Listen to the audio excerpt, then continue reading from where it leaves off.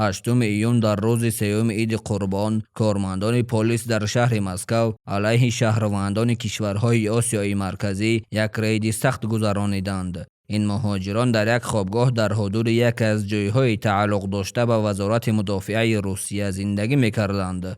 طبق نوارهای نشر شده ضمن رید با مهاجران، کارمندان مقامات حفظ حقوق روسیه با آنها مناسبت دغلانه نمودند. در نوارها دیده می شود که نسبت به افراد بازداشت شده، خصوصا آنهایی که هنگام بازداشت حرکت می کردند، با زوری رفتار شده است. آنها را با لگد زده با شپاتی می زنند و دشنام و سخنهای قبیح به زبان می آورند.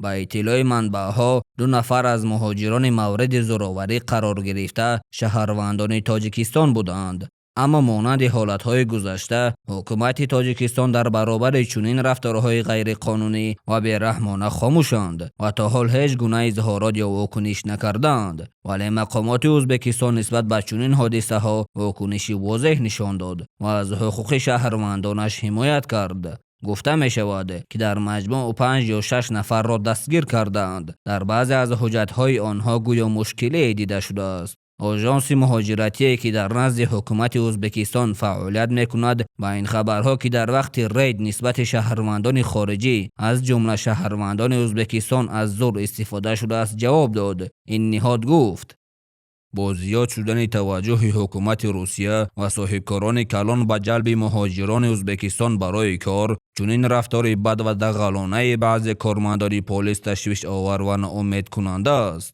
آژانس از همه شهروندان ازبکستان که هنگام این حادثه از طرف پلیس روسیه ضرر دیدند خواهش کرده است که به نمایندگی آژانس مهاجرت در روسیه مراجعت کنند. همچنین گفته شده است که کنسولگری ژنرالی ازبکستان و نمایندگی آژانس در روسیه وضعیت را زیر نظارت گرفتند.